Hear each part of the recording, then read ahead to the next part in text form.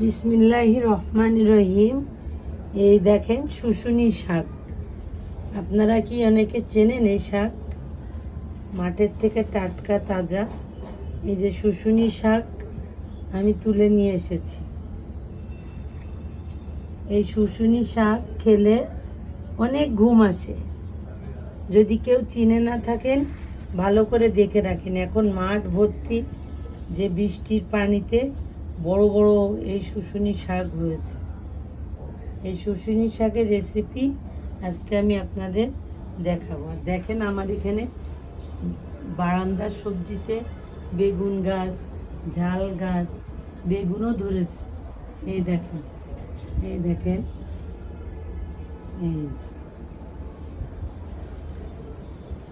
শিম গাছ উঠে গেছে উপরে, তারপরে হচ্ছে বরবটি গাছ, তারপর ঢেঁড়স